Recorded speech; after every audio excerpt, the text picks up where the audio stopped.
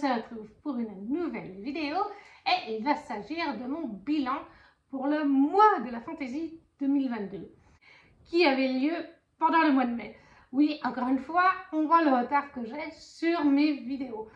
Mais comme je l'ai déjà dit une ou deux fois dans le passé, j'ai cette chance, dans ce qui concerne les lectures et aussi pour les films, de garder en mémoire quand j'aime, pendant des mois, de pouvoir vous en reparler, de me rappeler des émotions que j'ai ressenties, de l'histoire, de la note que j'ai mise, de la plume de l'auteur. Bref, le principal à vous en parler, je m'en rappelle. De temps en temps, il m'arrive de confondre un univers, le nom d'un personnage ou d'une ville. Voilà, mais sinon, parce que voilà, 160 livres en 2022, des fois on peut mélanger un peu les prénoms. Mais il suffit de reprendre le livre, on a tout de suite le bon prénom. Donc, la vidéo sera divisée en deux parties pour ce bilan, parce qu'avec 12 livres, j'en ai lu 10. Tout de suite, il y en a deux que je n'ai pas lus, c'est Les Brumes de Cendre Lune, je ne sais même pas pourquoi, je les ai zappés. Et finalement, en fait, il y aura quand même 11 livres, parce qu'il y a un autre livre, c'est une saga, vous verrez dans la partie 2, j'ai pas pu lire les deux tomes que je voulais, parce que c'était en VO, mais voilà. Donc, en tout cas, on commence cette vidéo-ci avec 5 livres. Et on va commencer tout de suite avec Histoire éternelle de Liz Braswell chez Hachette Heroes, qui est donc une traduction de l'anglais. Depuis quelques années, Disney n'arrête pas de nous proposer des réécritures, que ce soit là, que ce soit les vilains. Je crois que là, ils vont sortir aussi une thématique sur les princes cette fois. On a aussi la thématique sur des espèces de suites, de sagas, de suites du dessin animé de Disney. Je sais qu'il y a Rose Rebelle qui est sortie. Et un autre qui doit être sur Mulan. Bref, tous me font de l'œil. Alors là, dans Histoire éternelle, on est sur La Belle et la Bête. Je pense que ça se voit tout de suite. Le but des Twist and Tales, c'est la collection Twist and Tales, c'est et si un élément du dessin animé avait été changé, juste un, mais ça change une bonne partie de l'histoire, quelque chose d'important. Pour ce tome-là, l'événement qui a changé, c'est que la mère de Belle est en fait l'enchanteresse qui a enchanté la bête. J'ai beaucoup aimé. Je lui ai mis 18 sur 20 à celui-ci. J'ai passé un très bon moment. Malheureusement, ça n'a pas été un coup de cœur, mais c'est une très bonne lecture pour moi. J'ai été agréablement surprise. J'avais peur. Parce que avec les Twist and Tales, et c'est pareil là avec les méchants, je ne sais plus comment ça s'appelle, c'est une saga sur les méchants. Seratina, je ne sais plus. Il ne m'intéresse pas, c'est pour ça que je n'arrive pas à me rappeler. Je sais qu'avec ces deux sagas, soit ça passe, soit ça casse pour les collectionneurs Disney et les amoureux de Disney. Parce que je suis sur beaucoup de groupes de discussion Disney et dans mon entourage aussi, il y en a qui ont adoré, il y en a qui ont détesté. Là, moi j'ai bien aimé. J'ai été agréablement surprise parce qu'à la base, en plus, c'est du jeunesse. Alors moi, je dois avouer, il y a un moment donné, il y a quelque chose qui est très différent du dessin animé, puisqu'on est sur du « et si ». On a changé donc la maman de Belle, est une enchanteresse. Et à un moment donné, comment je peux vous dire ça sans trop spoiler, parce que je ne veux pas trop en dire non plus, mais à un moment donné, on a toute une scène, enfin tout un moment qui se passe dans un lieu, avec, on va dire, une sorte de médecin. Et ça m'a... Alors je sais que c'est quelque chose d'assez réaliste, parce qu'avant que la médecine moderne existe, il y a des gens un peu farfelus, des médecins un peu farfelus, qui ont disséqué des animaux, des êtres humains, qui ont fait des choses dessus vraiment gore. On le sait, c'est ce qui a permis quand même de découvrir certaines choses vis-à-vis des organes, vis-à-vis des maladies, avant que ce soit modernisé, que ce soit fait de manière un peu moins gore, c'est le cas de le dire. Et là-dedans, je pense qu'on est en plein dans cette époque, je ne sais plus à quelle époque ça se passe, hein, le conte de La Belle et la Bête. Mais je pense que ça se passe un peu à cette époque où la médecine évoluait et où on a fait des choses pas très belles des fois. Moi, cette scène, elle est bien, hein, mais j'ai trouvé, en fait, c'est un jeunesse. Et cette scène, je ne veux pas la détailler parce que justement, je veux garder du mystère, mais j'ai trouvé que cette scène ne faisait pas tellement... Enfin, je veux dire, pour moi, c'est un livre, il est gros, certes, mais je pense que niveau travail, ils viennent d'avoir 8 ans, je pense que d'ici une année, ils pourraient lire ce genre de livre, tout doucement, le soir. Je pense qu'ils en seraient capables, à 9-10 ans, donc. Mais, je me dis, cette scène, elle est quand même un peu gore. Vous imaginez forcément, je pense qu'on en a tous entendu parler de ce que les médecins faisaient à l'époque, hein, ou certains fous, parce qu'il y avait des médecins corrects qui restaient corrects, mais il y avait des médecins un peu, genre, est-ce qu'on peut comparer ça à Frankenstein un peu? Vous voyez ce que je veux dire? Donc, Je me dis, c'est du jeunesse. Je ne mets pas ça au loulou à 9 ou 10 ans. Moi, je veux pas qu'il fasse des cauchemars dans la nuit sur le corps humain. Et enfin, voilà quoi. Cette scène m'a un petit peu, moi, elle m'a fait froid dans le dos parce qu'en plus, elle est très bien décrite. Ça, alors, cette scène est super bien décrite. J'avais l'impression d'y être. Hein, ça m'a fait très froid dans le dos. Sinon, à part ça, c'est du jeunesse. Ça se lit très bien. Il est super addictif. Les chapitres sont pas trop longs de mémoire. Les pages se tournent tout de suite. La traduction est plutôt bonne aussi. Et je trouve qu'on a vraiment un côté réécriture. Moi, du dessin animé, du coup, je pensais vraiment que la fin allait être pareille à la fin du dessin animé. Je ne vous dirai pas comment le livre finit, mais pour moi, techniquement, il mériterait un tome 2, en fait. Alors, on peut se douter de ce qui va un peu se passer, ou on laisse aller notre imagination, mais il mériterait un tome 2, parce que ça ne se finit pas du tout comme le dessin animé. Non, non, on est sur toute autre chose, et ça m'a aussi énormément surpris. J'ai beaucoup aimé aussi le fait qu'on découvre beaucoup plus Maurice, le papa de Belle, bien sûr, mais aussi sa mère, qu'on ne voit pas dans le dessin animé puisqu'elle est décédée. Là, on a vraiment tout un aspect autour d'elle et de Maurice. On a vraiment toutes leurs rencontres. Donc, quand ils sont jeunes, quand ils se rencontrent, Maurice, il a une bande de copains aussi autour de lui, 2 amis en l'occurrence. Donc, on est vraiment, je dirais qu'il y a bien une centaine de pages où on n'a pas encore Belle. C'est vraiment ses parents, leur histoire et l'histoire aussi du royaume. Pourquoi est-ce qu'on en est arrivé à ce que la mère de Belle a lancé cet enchantement sur la bête? Là aussi, il y a beaucoup plus que dans le dessin animé. Moi, je l'ai vraiment beaucoup aimé. C'est mon premier Twist and Tales. Mais depuis, j'en ai vu un deuxième qui est Mulan. Je vous le chroniquerai bien plus tard. Et j'ai quand même si j'ai bien aimé aussi celui de Mulan, celui-là a été vraiment un joli petit coup de cœur. Mais c'est pas un vrai coup de cœur. Comme je vous dis, j'ai mis 18 sur 20. Il m'a manqué peut-être... c'est du jeunesse, quoi. Et il m'a manqué peut-être... La romance y est, mais... je ne sais pas comment dire. Je ne sais pas trop ce qui m'a manqué. Mais en fait, ce serait un 18,5 si je pourrais dire. Mais j'ai beaucoup aimé ce premier Twist and Tales. Et c'est clair que j'en lirai d'autres parce que franchement, c'était une bonne lecture. Et alors ça, c'était dans le challenge du mois de la fantaisie. C'était pour le menu R, la sous-catégorie apprendre à voler, qui était littérature jeunesse. Donc on était totalement dedans. Ensuite, j'ai lu The Chris Barker, le tome 2, parce que oui, même en français, il y a un titre en VO, mais le titre de la saga est en VO. Ils ne le mettent pas sur la couverture, mais quand vous cherchez sur Booknode ou sur Livre Addict, il y a vraiment le titre. En français, on dit souvent la saga Un sorcier noir et éternel, qui est le tome 1. Mais le vrai nom, c'est The Chris Barker. Et ça, c'est de Brigitte Caméraire et c'est paru chez Rajo. C'est donc le tome 2. On est à nouveau sur une réécriture de La Belle et la Bête. Oui, j'ai donné dans les réécritures de La Belle et la Bête pendant le mois de la fantaisie. Alors, le tome 1 était axé sur La Belle et la Bête. Le tome 2, on a 2-3 mentions sur ce qui s'est passé dans le tome 1 entre Harper, notre belle, et Reine, notre bête. Mais on n'est pas seulement sur la réécriture de La Belle et la Bête. De toute façon, même dans le tome 1, ça va, c'est plus que ça.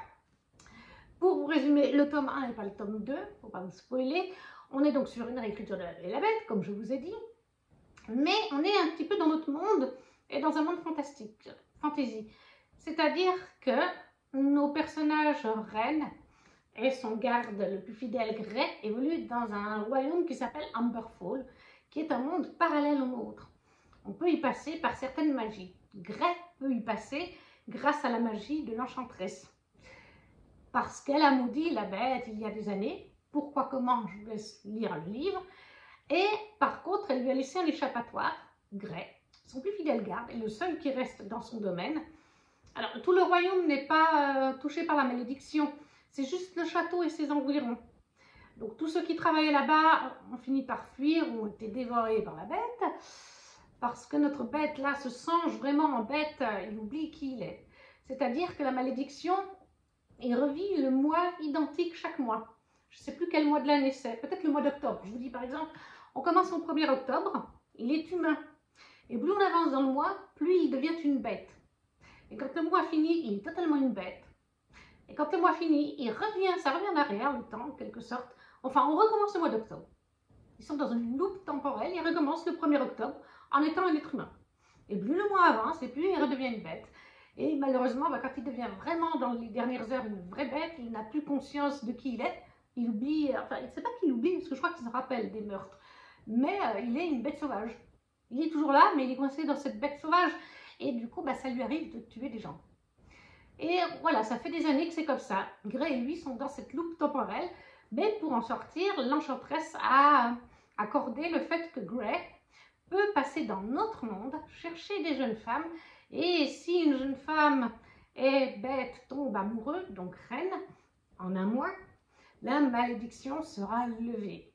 Et c'est comme ça qu'on va rencontrer Harper, qui est en train de faire le guet pour aider son frère, qui fait des petites choses, pas très, voilà, dans notre monde à nous. Et en fait, Harper, qui est en plus une personne avec un handicap, je ne vais pas vous dire lequel, mais c'est une personne avec un handicap. Donc on a une personne, non pas toute belle, toute jolie, enfin elle est belle, mais vous voyez ce que je veux dire, c'est quelqu'un qui a un handicap. Et on nous en parle dans le roman plusieurs fois, et ça j'ai trouvé très bien. Et en fait, Harper, elle va voir Gray, cet homme en armure au 21e siècle, qui est en train de kidnapper une jeune femme, alors qu'elle est en train de faire le guet pour son frère. Donc, ayant du courage à revendre, elle va décider d'aller aider cette jeune femme, sauf qu'au final, Gray va la prendre, elle, au lieu de la jeune femme. Et quand elle va se réveiller, elle est à Amber Fall. Il va lui falloir un petit moment pour comprendre qu'elle n'est plus du tout sur Terre, hein, qu'elle est dans un monde parallèle au nôtre, tout simplement. Voilà, ça c'est le tome 1. Alors après, on connaît le conte de la Belle et la Bête, j'ai pas besoin de vous en rappeler.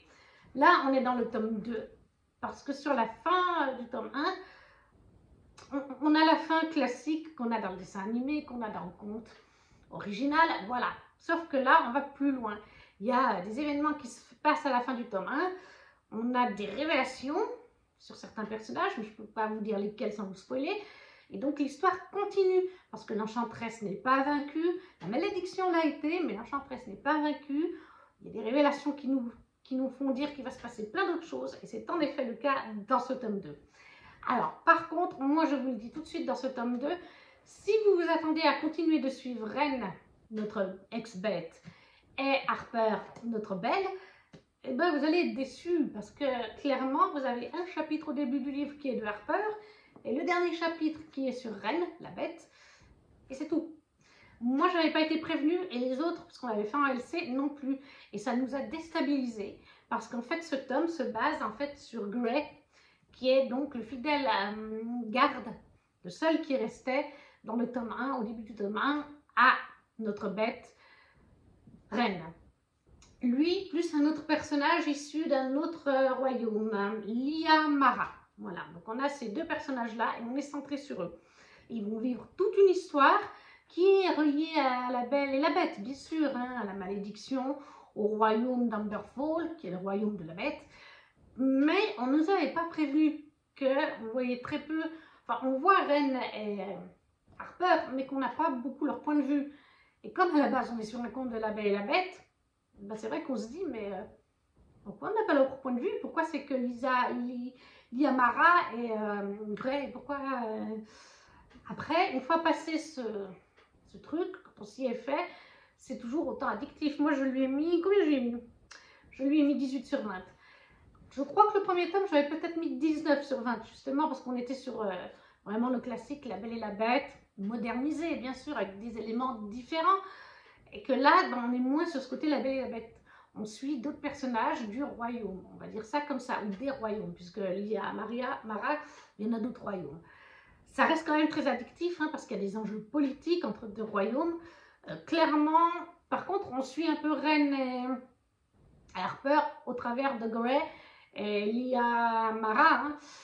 Clairement, Reine m'a beaucoup déçue dans ce tome 2, je sais que je ne suis pas la seule. Je ne comprends pas bien certaines de ses attitudes envers Gray, surtout envers Gray, qui a toujours été fidèle à lui, envers Harper aussi, enfin ça m'a perturbée, du coup, il est grandement descendu dans mon estime. Je pense quand même que dans le tome 3 il va remonter, hein, j'espère, mais j'ai eu du mal avec Reine, franchement, et je sais que je ne suis pas la seule, hein, il nous a beaucoup déçus. Gray, par contre, un personnage qu'on aimait déjà beaucoup dans le premier tome, et qu'on aime toujours beaucoup dans ce second tome. J'ai bien aimé son intrigue, j'ai bien aimé aussi Liamara, qui est très intéressante comme personnage. Elle est grise, on va dire, elle n'est ni blanche ni noire, elle est grise. on la comprend, il y a certains aspects de sa vie où elle n'est pas bien, où elle se sent pas bien dans ça. Enfin voilà, elle prend conscience du pouvoir qu'elle peut avoir à quelque part. Moi j'ai beaucoup aimé ce deuxième tome, franchement ça a été une très bonne lecture. Encore une fois, au niveau des chapitres, on n'est pas sur des chapitres trop longs, je dirais qu'ils font moins d'une dizaine de pages chacun, c'est quand même écrit assez gros. La plume est toujours aussi addictive, ça se lit tout seul, et les pages on ne les voit pas passer, franchement à ce niveau-là, pas de souci. C'est juste que personnellement, Rennes m'a un petit peu déçue, et le fait qu'on les ait vus un petit peu, mais qu'on était très peu de leur point de vue. Par contre, la fin donne encore une fois très envie, et le tome 3 va sortir mars 2023, il me semble, donc c'est tout bientôt. Et pour ce tome 2 de The Cruise Breaker, nous étions dans le menu feu, sous-catégorie, la sous-catégorie c'est chaud patate, avec lire un pavé, et clairement c'était le cas. Même si on a 580, 590 pages, oui, voilà. Donc, clairement, c'était un pavé. J'ai ensuite lu le tome 2 du Grimoire d'Elfie, paru chez Draco, qui est de Arleston, Alouette et Mini 20. Regardez-moi cette couverture. Franchement, j'adore cette saga de BD. Et alors, lui, je l'avais mis dans le menu terre. Sous-catégorie les doigts dans la boue, graphique BD, tout simplement. Et je lui ai mis 19 sur 20. Il me semble que le tome 1, j'avais mis 20 sur 20 et celui-là, je lui ai mis 19 sur 20. Mais c'est aussi un mini coup de cœur. Encore une fois, les planches sont de toute beauté. Regardez-moi ça. J'aime les couleurs, j'aime les traits de crayon, j'aime l'histoire qui est racontée dans ce nouveau tome. Pour vous résumer, le tome 1, pas le tome 2, hein. On va éviter, c'est une BD, c'est très court. On suit en fait 3 sœurs, et surtout Elfie, la plus jeune des 3 sœurs, avec Magda, la sœur du milieu, et Louette, la sœur aînée, qui est majeure depuis quelques temps. Elles ont perdu leur maman dans l'incendie de leur maison il y a quelques mois, et je crois que c'est lors de cet événement que Magda, la sœur du milieu, a d'ailleurs perdu une jambe. Déjà, c'est le premier point que j'apprécie, enfin les 2 premiers points. On suit 3 sœurs, donc les relations entre les 3 sœurs, des fois ça va bien, des fois ça va moins bien, parce qu'il y en a une qui est petite, Elfie, il y en a une qui est adolescente et une qui vient tout juste d'être majeure, qu'elles ont perdu leur maman il y a quelques mois, donc il faut faire le deuil à quelque part. Mais voilà, les relations entre sœurs sont déjà très intéressantes, et moi ce que j'apprécie dans cette BD, c'est Magda, le fait que Magda ait perdu une jambe et qu'elle ait une prothèse, et qu'on le voit, mais c'est pas trop mis en avant, c'est subtil, on le voit dans 2 ou 3 bulles par BD, et on a 1 ou 2 phrases par BD qui va nous le rappeler. Peut-être plus dans le tome 1 d'ailleurs, pour nous faire sentir que Magda est parfois fâchée et pourquoi. Donc déjà à ce niveau-là, on a une nouvelle fois de la représentation pour les personnes qui sont handicapées, que ce soit d'une jambe ou d'un bras. Et bien là, on a un personnage qui les représente. On comprend Magda parfois, pourquoi elle est en colère, ou parfois pourquoi elle est fatiguée, etc. Donc déjà, c'est 2 bons points. Ensuite, ce que j'apprécie, eh bien, c'est le côté magie, puisque, en effet, on est sur une petite BD fantastique. Suite au décès de leur maman, nos 3 sœurs ont été vivre chez leur tante, et quand Louette est devenue majeure, elle est partie de chez sa tante pour acheter un bus londonien, les bus rouges là, à 2 étages, qu'elle a tout retapé, et qu'elle a tout aménagé. Le rez-de-chaussée est une librairie ambulante, et le sommet du bus, c'est le lieu de vie des filles, c'est-à-dire une kitchenette avec la table, une petite salle de bain microscopique et puis 4 petits lits pour qu'elles puissent dormir. Et Louette vient dans le tout début du tome 1 chercher ses 2 sœurs avec l'accord du juge, même si ça ne plaît pas à sa tante. Elle a l'accord du juge puisqu'elle a un lieu de vie et, qui plus est, un travail avec la librairie ambulante. Et leur but, ça va être de partir sur les routes de France pour aller dans les petits villages où il n'y a pas forcément de librairie ou de bibliothèque, pour pouvoir permettre aux gens d'acheter des livres, de leur faire découvrir des livres. Et par la même occasion, elles vont découvrir des régions de France, d'autant plus que leur maman aimait beaucoup voyager dans la France. Dans le tome 1, elles vont à Kermalo, un endroit qu'elles ont visité quand elles étaient plus jeunes avec leur maman. Et là, dans le tome 2, elles vont en Provence, à Jonerbès, excusez-moi si je prononce mal, où elles vont revoir un ami de leur maman, Alistair Kinloch, écrivain. Leur maman était elle aussi écrivaine. Donc on va suivre l'évolution de nos 3 sœurs autour de l'ami de leur maman. Elles vont se remémorer des choses vis-à-vis de leur maman. Et dans ces petits tomes, il y a toujours des intrigues, parce que dans les villages, c'est souvent le cas. Vous arrivez tout d'un coup dans un village, vous avez des conflits. Ou alors, vous avez un personnage qui a un souci. C'est le cas ici. Et à chaque fois, Elfie va vouloir aider, parce qu'elle est comme ça, elle est de nature généreuse. Et comme je vous disais, il y a un côté magie, puisque, en fait, Elfie découvre dans le premier tome que sa maman a légué à chacune d'entre elles quelque chose. Et sa maman lui a légué à elle un grimoire, où il n'y a rien d'écrit. Il y a juste des pierres dessus. Alors Elfie, elle va commencer à écrire des histoires dedans, puisqu'elle adore ça. Et quand elle écrit son histoire, les pierres s'allument. Elfie se dit, bon, ben d'accord, pourquoi les pierres brillent? Et en plus d'avoir ce grimoire, sa maman lui a appris, quand elle était petite fille, à faire des origamis, des grenouilles, des souris et tout ça. Elle est très douée en origami. Et lors de la première nuit où les pierres se sont allumées, Elfie va faire un petit origami, et quand elle va se réveiller, l'origami a pris vie. C'est ainsi que Elfie découvre que sa maman était une sorcière et qu'elle a hérité de ce pouvoir de sorcière, ce qui n'est pas le cas de Louette et Magda. Et du coup, eh bien, il suffit qu'elle écrive dans son livre, ça nourrit le grimoire, et quand on pose comme un petit origami dessus, ça les rend vivants, ou alors même un petit balai, enfin bref. Dans le tome 1, à un moment donné, elle fait un origami d'un balai, et bien, du coup, le balai, eh bien, ça devient un vrai balai de sorcière où elle peut s'envoler. Du coup, on suit aussi Elfie autant sur le fait qu'elle veut aider les gens, autant sur le fait qu'elle apprend à utiliser ses pouvoirs de sorcière hérités de sa maman. Ce que j'aime bien aussi avec ces livres, c'est qu'on a à chaque fois des petites thématiques. Dans le tome 1, nous avions tout ce qui était en rapport avec les timbres. Il y avait les timbres, la philatélie, la valeur des timbres. Là, dans le tome 2, nous sommes avec une dame, à un moment donné, qui adore les éventails. Vous savez, quand on se fait du vent en soirée, là, avec un éventail, eh bien, à l'époque, il y a des années de ça, quand il y avait les balles et tout ça, les éventails avaient des codes. Si vous le teniez d'une façon, ça voulait dire « je ne veux pas te voir ». Si vous le teniez d'une autre, ça veut dire « je craque pour toi ». Si vous le teniez d'une autre façon, ça voulait genre dire « tu es mon ami ». Enfin voilà, il y avait des codes et on nous les évoque là-dedans. Donc, comme dans le tome 1, il y a un petit sujet de société qu'on connaît moins forcément. Le tome 1, c'était les timbres, la valeur des timbres. Là, c'est les éventails.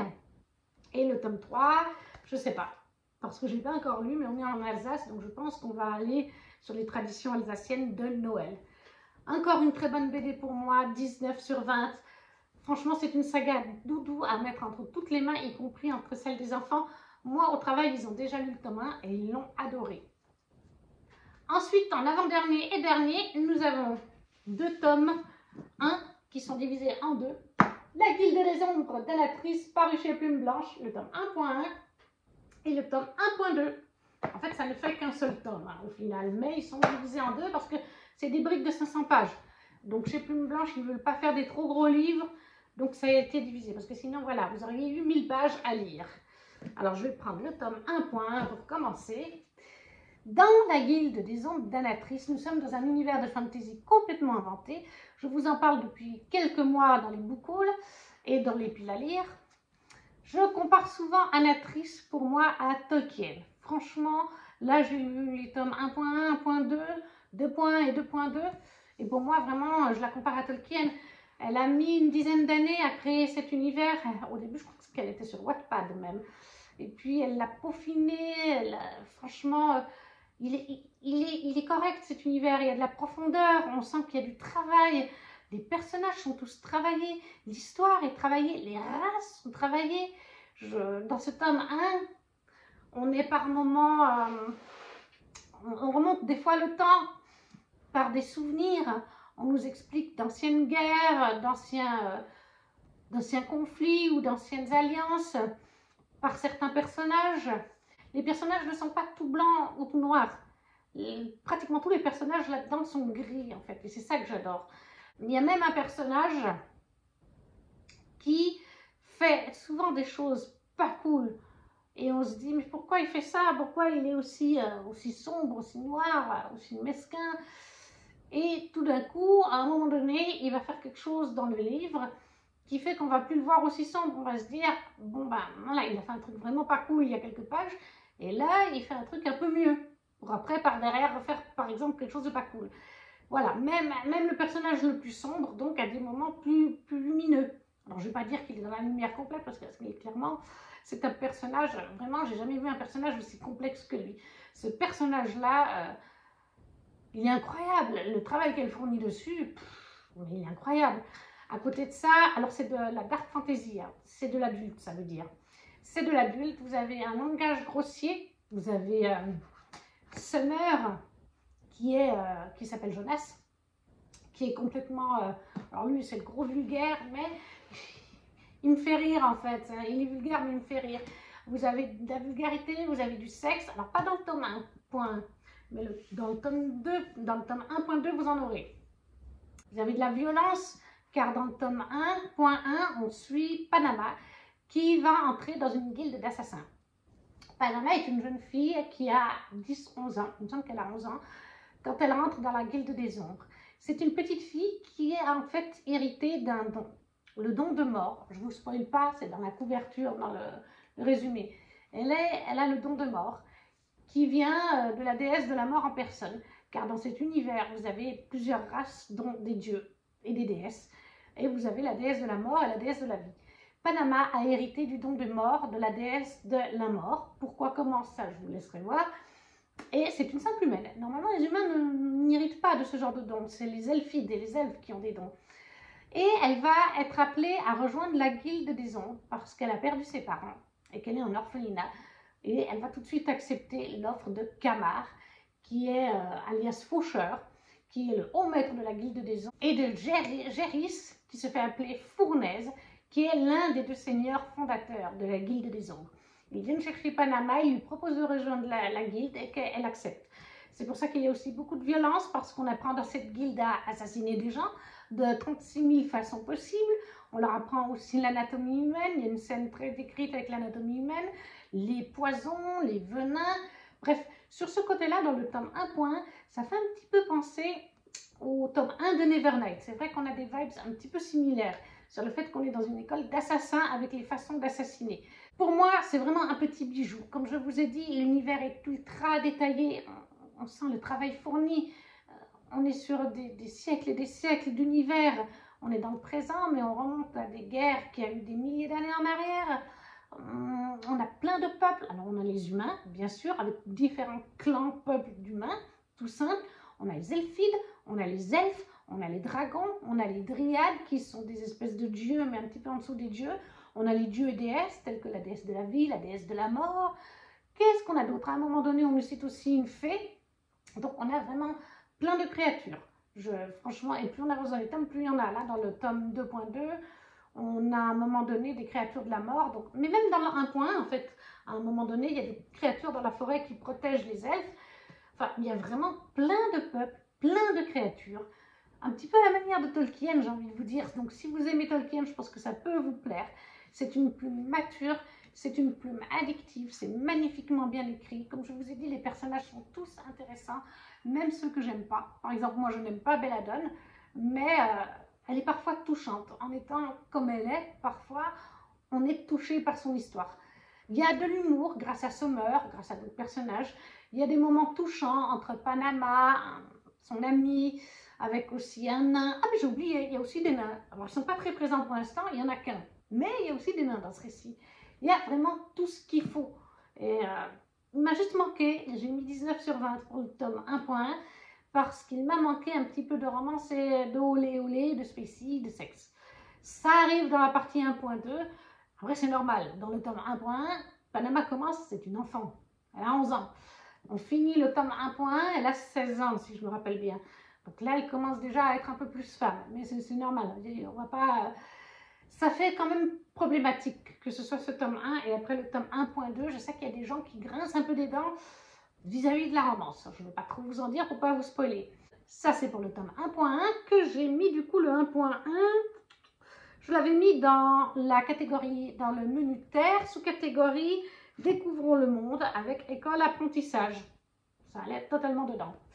Et pour le tome 1.2, dont la couverture est toujours aussi belle, là, je l'ai mis dans la catégorie, dans le menu haut, sous-catégorie Tiens bon la vague, une saga, tout simplement.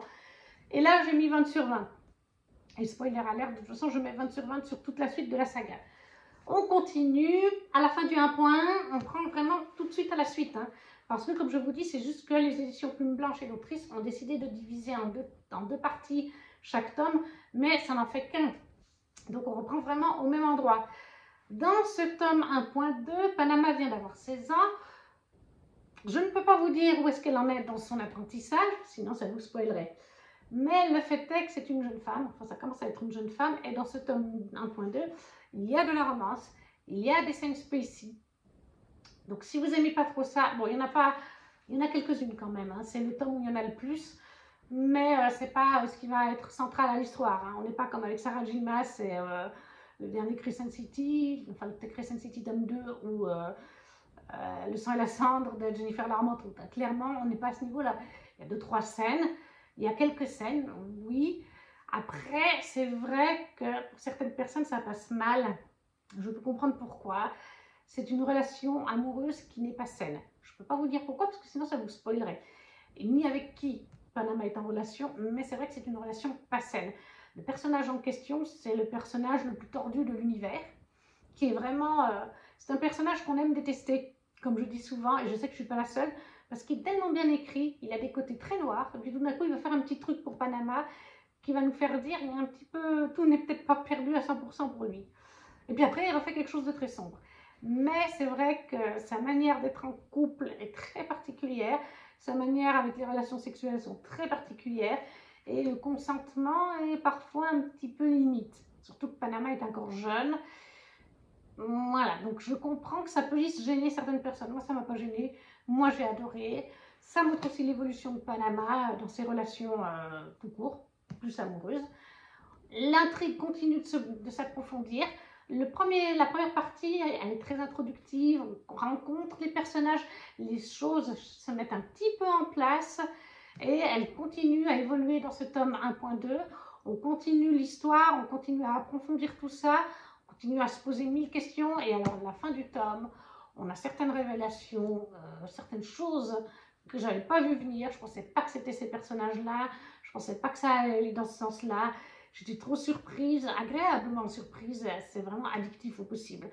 Et on continue à évoluer aussi avec nos personnages, à les approfondir tous, hein. Même les secondaires sont approfondis. Comme je vous disais, Belladone, moi je la détestais dans le tome 1, dans le tome 1.2, et dans la suite, il y a des moments où je comprends... enfin voilà, il y a des thématiques très fortes aussi. On parle un petit peu à quelque part d'esclavagisme là-dedans, dans le passé, mais on l'évoque. C'est vraiment une saga, je ne sais pas comment vous dire, moi je la trouve juste parfaite. Il n'y a rien, pour moi il n'y a pas de défaut. La plume d'Anatrice est addictive, j'aime sa manière d'écrire. Alors oui, dans cette saga, Anatrice a des chapitres parfois un peu longs. Il y a bien des fois où ça fait une quinzaine, une vingtaine de pages. Hein. Par exemple, si je prends là, début de chapitre, page 205, fin de chapitre, page 231. Donc oui, on a 25 pages qui sont écrites, on va dire, d'écriture moyenne. Mais ça reste tellement addictif que moi, je ne les vois pas passer. Maintenant, c'est vrai que si vous commencez un chapitre de 25 pages, qu'il est 1h du matin, et que vous voulez juste lire 10 minutes, bon, ben voilà. Par contre, c'est vrai qu'il y a différents points de vue, et que tout d'un coup, au milieu d'un chapitre, vous avez, voilà, une petite rose comme ça, une petite fleur. Et ça peut vous aider pour stopper éventuellement au milieu d'un chapitre. Parce que des fois, bah, on est là pour... ce petit symbole est là pour vous dire qu'on passe sur un autre personnage. Parce que plus l'univers se développe, plus c'est vrai qu'on va suivre d'autres personnages. Au début, on est vraiment que sur Panama. Et dans le tome 1.1, on commence un petit peu à suivre aussi Kamar, on commence à suivre aussi Géris. Et ça s'approfondit dans la 1.2. Voilà, et même dans les prochains tomes, c'est encore plus profond. On suit d'autres personnages qu'on rencontre dans le 1.1 ou le 1.2. Voilà, donc on a plusieurs points de vue développés. Franchement, moi je ne peux que vous conseiller cette saga, elle est addictive au possible. Et donc, comme je vous ai dit, ben là j'ai mis 20 sur 20, tout simplement. Et voilà, pour cette première partie du bilan du mois de la fantaisie 2022, c'est terminé. N'hésitez pas à me dire si vous avez lu certains de ces livres ou s'ils vous font envie en commentaire. Si vous ne savez pas quoi mettre comme commentaire, mais laissez juste un petit emoji. Ça fait toujours plaisir et ça nous aide aussi. Un petit pouce bleu et n'hésitez pas non plus à partager la vidéo. Et nous, on se retrouve très vite pour une prochaine vidéo. Ciao, ciao!